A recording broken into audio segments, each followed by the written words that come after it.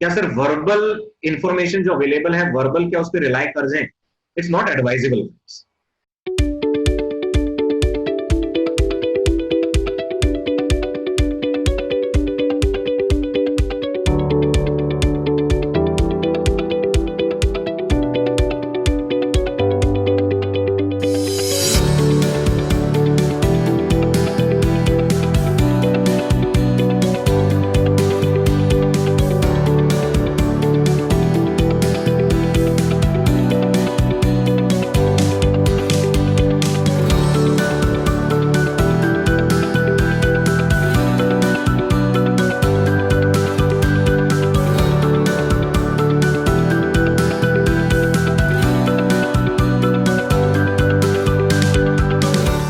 Planning के बाद हमें क्या देखना है?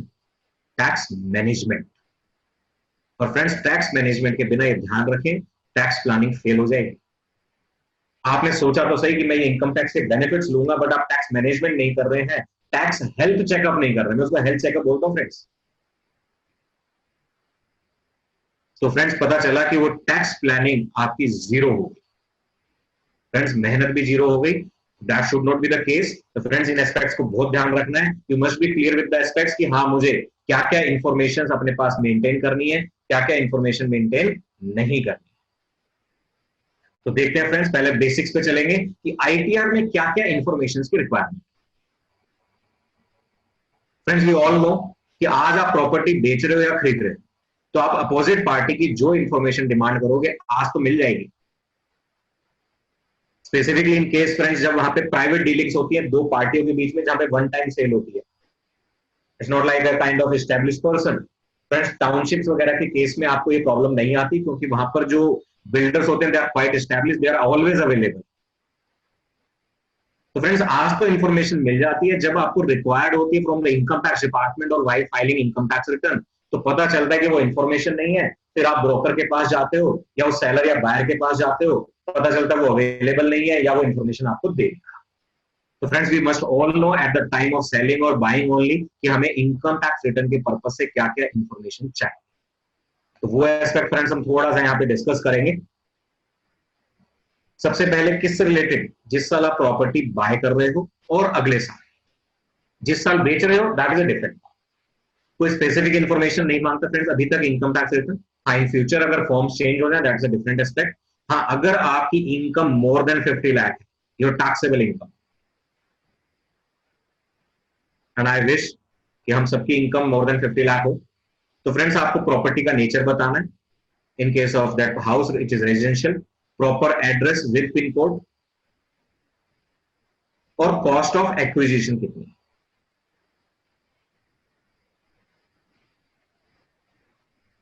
अगर लेट आउट है तो फ्रेंड एडिशनली आपको प्रॉपर्टी का एड्रेस, टेनेंट का नेम, पैन नंबर टेनेंट का, अगर टीडीएस उसने डिडक्ट किया है। Friends, that is in case अगर आपका rent more than 50,000 per month है तो यहां टीडीएस कटता है। अगर टीडीएस यहां कटा है, यहां कब कटेगा? अगर आपने किसी बिजनेसमैन या प्रोफेशनल को उसके बिजनेस प्रोफेशन के पर्पज से अगर किराए पे कोई प्रॉपर्टी दी तो यहां पे टीडीएस कटता है। अगर आपका रेंट है मोर देन 2,40,000 पर एनम पूरे साल का, तो फ्रेंड्स आपको टेनेंट का नाम पता होना चाहिए। अगर यहां टीडीएस कटा है तो उसका पैन नंबर चाहिए, अगर यहां टीडीएस कटा है तो उसका टैन नंबर चाहिए। फ्रेंड्स, आपको अगर टीडीएस का सर्टिफिकेट मिलेगा, this is 16C and this is called form number 16A, TDS का सर्टिफिकेट, उनमें ये सारी इंफॉर्मेशन अवेलेबल है। फ्रेंड्स, उसके अलावा रेंट कितना पूरे साल का, अगर आपने कोई म्युनिसिपल टैक्सेस पे किए हैं प्लस इंटरेस्ट जो हमने स्टार्टिंग में डिस्कस किया, तो ये सारी information friends income tax return में रिक्वायर्ड। सेल्फ ऑक्यूपाइड है तो फ्रेंड्स ऑब्वियसली बात है इंटरेस्ट अमाउंट की इंफॉर्मेशन चाहिए, that is more than. Friends, matter करता है जिस साल आप प्रॉपर्टी बेच रहे हैं, proper address with pin code, buyer की डिटेल्स, नाम, address. Friends, PAN number buyer का मैंडेटरी है अगर किसी भी डॉक्यूमेंट में PAN number mention, like sale deed. Friends, generally happens जब आप सेल डीड की रजिस्ट्री करवाने जाते हैं तो जो रजिस्ट्रार होता है वो कहता है कि मैंडेटरी है पैन नंबर लिखना बायर और सेलर दोनों का। तो फ्रेंड्स प्लीज चेकआउट कि जो वो हाथ से वहां पे पैन नंबर लिखा गया सेल डीड के अंदर वो लेजिबल है, क्योंकि आपको वो इंफॉर्मेशन ITR फॉर्म में देनी पड़ेगी, फिलअप करनी।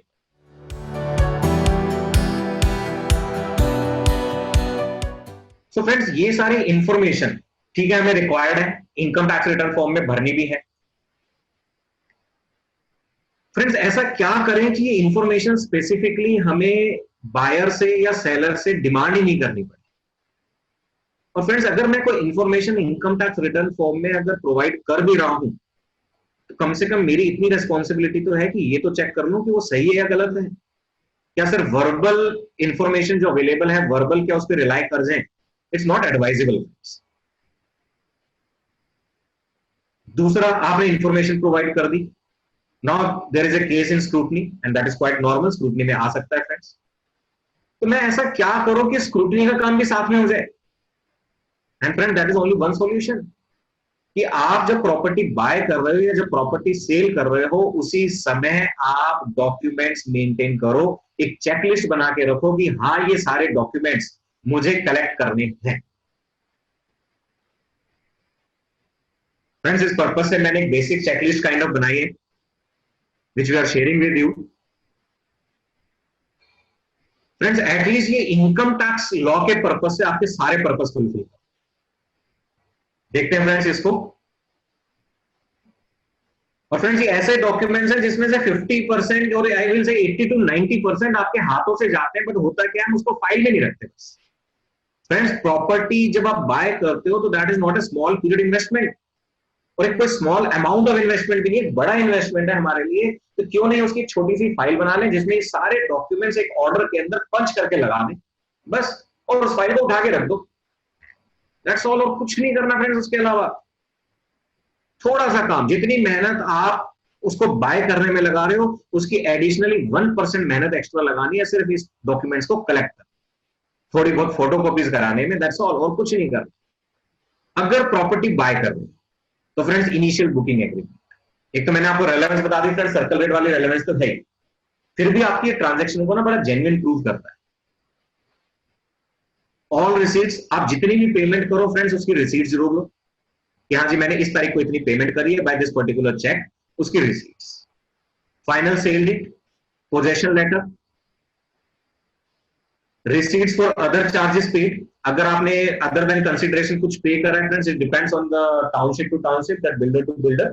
फ्रेंड्स, कई बार चार्जेस होते हैं जो जैसे मैंने नाम सुने हुए हैं, IFMS करके कुछ होता है, पार्किंग चार्ज हो जाता है कई बार अलग से, कुछ आपका सिक्योरिटी डिपॉजिट हो जाता है, तो उन सब चीजें।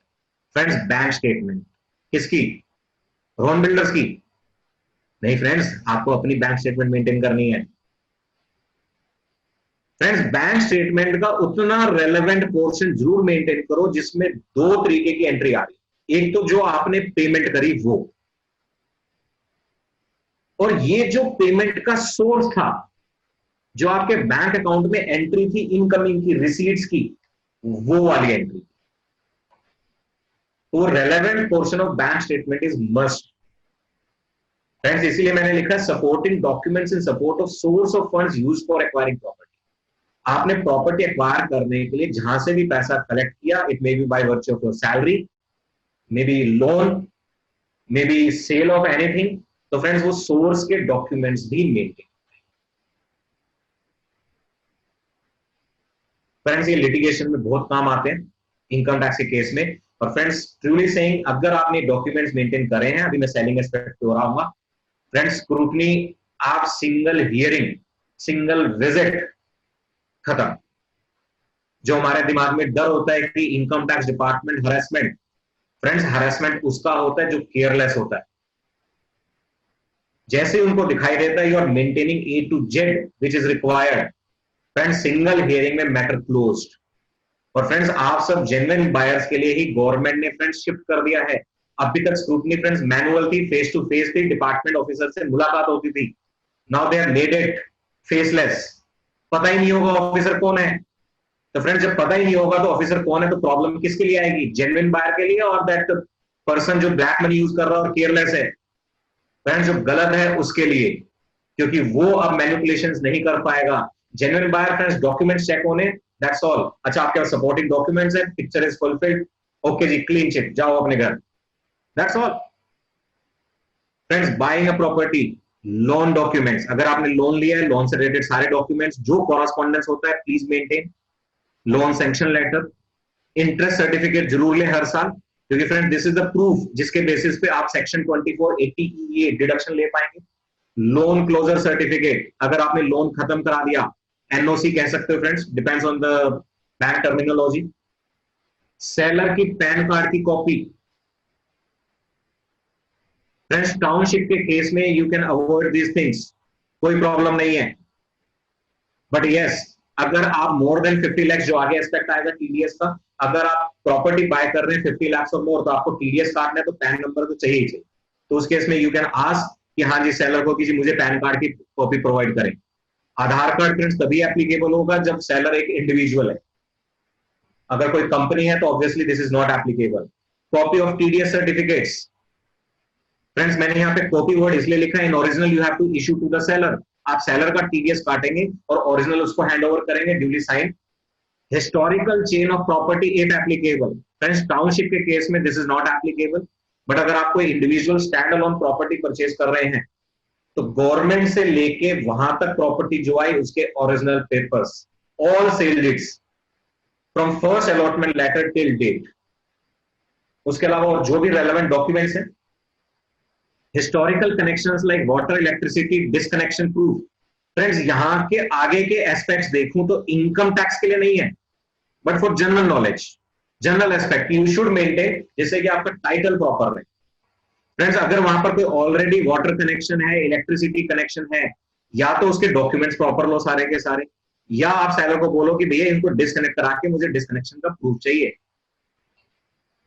Historical house tax reports,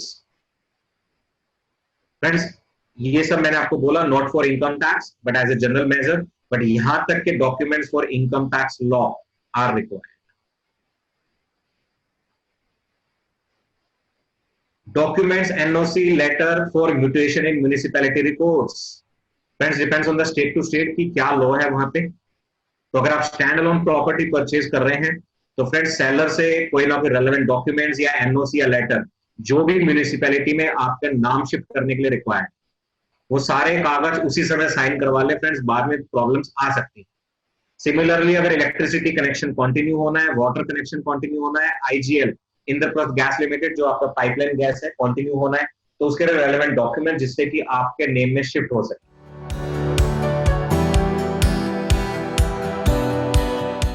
friends कोई पर्टिकुलर पर्सन आता है और वो कहता है कि जी मैं आपको प्रॉपर्टी फॉर एग्जांपल 1 करोड़ में देने को तैयार।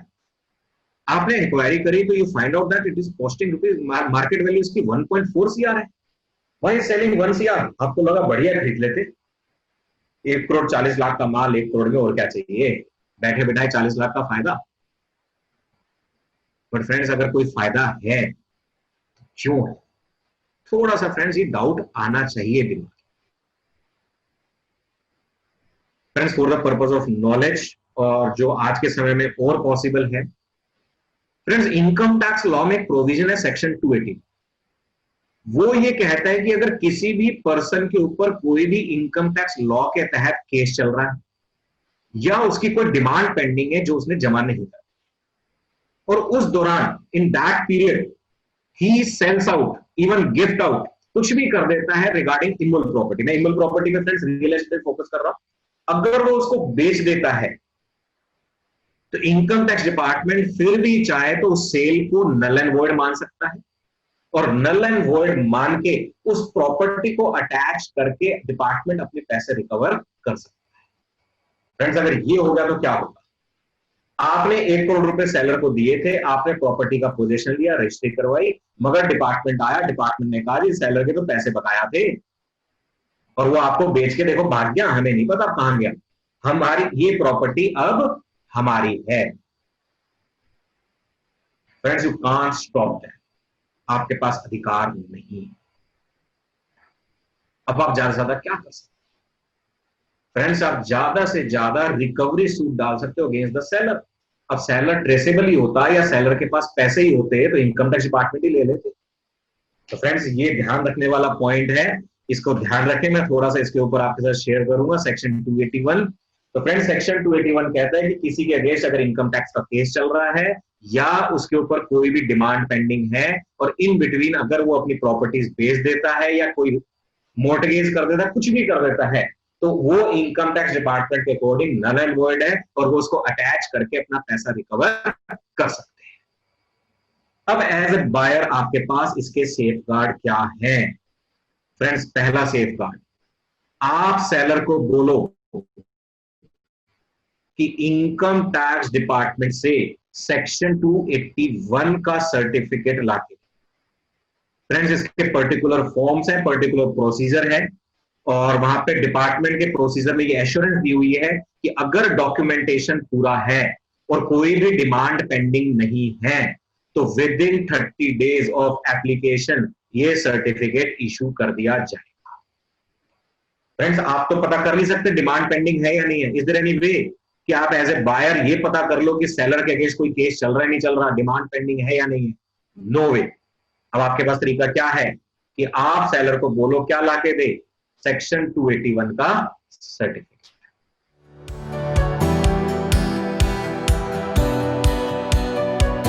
तो फ्रेंड्स, अब ये सर्टिफिकेट अगर सेलर कहीं से नहीं लाके दे रहा, तो फ्रेंड्स पहली बात तो ये आपकी म्यूचुअल नेगोशिएशंस का पार्ट है कि आप कितने इंटरेस्टेड हो प्रॉपर्टी को बाय करने में, आपको रिस्क लेना है या नहीं। स्टिल अगर आपको लगता है कि इट इज नॉट फिजिबल, तो फ्रेंड्स देखिए थोड़ा सा रिस्क तो बढ़ेगा, बट उस केस में आपको क्या करना है? फ्रेंड्स, उस केस में आप क्या कर सकते हो? कोई सजेशन फ्रेंड्स? अभिषेक जी, आपका कोई सजेशन इससे रिलेटेड कुछ? Some self declaration on an affidavit or something that nothing of that sort is pending. ठीक है, बहुत बढ़िया। अभिषेक जी ने कहा कि हम एक सेल्फ डिक्लेरेशन ले लें या उनसे कोई एफिडेविट ले लें, तो फ्रेंड्स उससे भी एक पर्पस फुलफिल होता है, क्योंकि उस केस में अगर फिर भी वो अगर गलत एफिडेविट या सेल्फ डिक्लेरेशन दे देता है तो हम एटलीस्ट बाद में सिविल कोर्ट में उस पर्सन के अगेंस्ट फ्रॉड का केस भी डाल सकते हैं कि उसने हमें गलत डिक्लेरेशन या गलत एफिडेविट दिया। अभिषेक जी, आप कुछ कहना चाह रहे थे, फिर मैं आता हूं वापस इसके ऊपर। मेरा वही क्वेश्चन था कि अगर the seller is not able to give this certificate, तो हम क्या करें जब हमको ये घर खरीदना ही है बट ये सेलर नहीं दे पा रहा है फॉर सम रीजन। ओके, ठीक है, मैं इसी पे आ रहा था, अभिषेक जी ने पूछ भी लिया, तो friend that is a quite natural query also.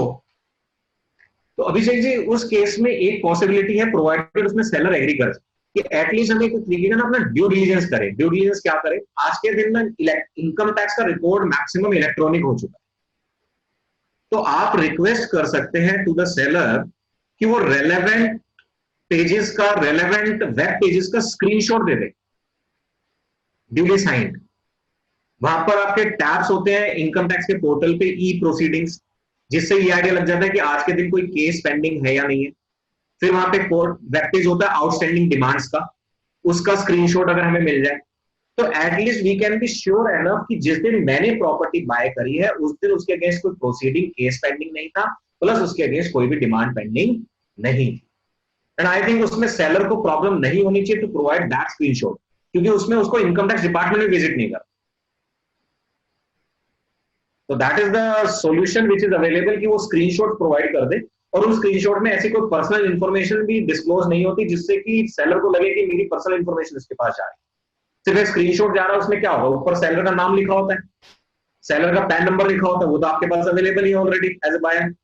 फिर वहां पर बस आपने एक ई प्रोसीडिंग लिंक पे क्लिक करा तो वहां पे वो चार्ट दिख जाएगा, नील चार्ट होगा, आउटस्टैंडिंग डिमांड पे क्लिक करा, नील चार्ट। उसके अलावा सेलर के रेस्पेक्ट में वहां पर और कोई इंफॉर्मेशन विजिबल नहीं होती।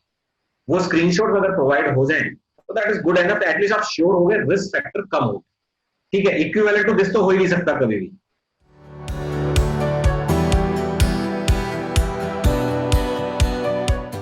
अगर आप टाउनशिप में अगर फ्लैट बाय कर रहे हैं तो आपको वरी करने की जरूरत नहीं। फ्रेंड्स, लॉ में क्लियर कट लिखा हुआ है कि अगर सेलर के लिए वो स्टॉक इन ट्रेड है, दैट इज अगर सेलर क्या है? रियल एस्टेट बिजनेसमैन, उसका काम ही है कि इस तरीके के फ्लैट्स खरीद के बेचना या डेवलप करके बेचना, तो that is called stock in trade for him. और अगर स्टॉक इन ट्रेड है तो उस पर्टिकुलर केस में ये सेक्शन ही एप्लीकेबल नहीं। तो फ्रेंड्स, अगर आप रोहन बिल्डर्स के केस में अगर आप उनसे फ्लैट बाय करते हैं, there is no need to worry. Friends, Rohan builders is engage in to real estate business, you are safe enough, आपको इसकी टेंशन ही नहीं लेनी। डिपार्टमेंट आपकी प्रॉपर्टी को अटैच नहीं कर सकता।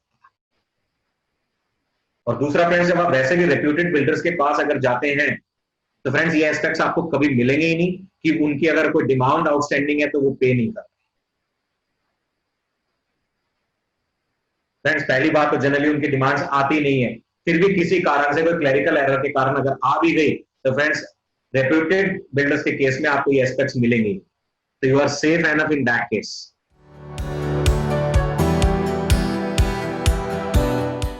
तो फ्रेंड्स ये था आपका प्रॉपर्टी बाय करने से रिलेटेड। अब अगर आप प्रॉपर्टी किराए पर देते हैं, rent agreement, PAN card of tenant copy जरूर लें उससे, आधार कार्ड कॉपी जरूर लें, फैमिली डिटेल्स कौन कौन रहेंगे फ्रेंड्स कोई भी आप एक बेसिक कागज के ऊपर लिखवा के, पुलिस वेरिफिकेशन, ये गवर्नमेंट भी कहती है कि अगर आप किराएदार को दे रहे हैं तो प्लीज पुलिस वेरिफिकेशन जरूर कराएं। फ्रेंड्स जब वो खाली करके जा रहा है तो पोजेशन लेटर कि हाँ जी उसने आपको पोजेशन दे दिया है, full and final settlement, security deposit आप वापस देते हो, एडजस्ट कर लेते हो फुल एंड फाइनल कि इतना रुपए मैंने आपको वापस दे दिया, अब आपको और मेरा आपस में कोई भी लेना देना नहीं रहा। फ्रेंड्स उसने वहां पे हो सकता है मोबाइल कनेक्शन लिया हो, लैंडलाइन लिया हो, ब्रॉडबैंड लिया हो, फ्रेंड्स इन सारे कनेक्शंस के लेटेस्ट बिल की कॉपी डिमांड करें, या तो आप टेनेंट को बोलें कि डिस्कनेक्ट करा के मुझे प्रूफ दे दे। अगर वो डिस्कनेक्ट नहीं करवाता friends it is quite normal कि वो चले जाते हैं, पड़ा रहता। तो फ्रेंड्स आप लेटेस्ट कॉपी लेके, इन माय पर्सनल ओपिनियन, जो भी कंसर्न एंटिटी है उसको मेल डाल दें कि ये टेनेंट के रूप में वहां रह रहा था, इस एड्रेस पे उसने ये ले रखा था और इस तारीख को ये वैकेट करके चला गया है।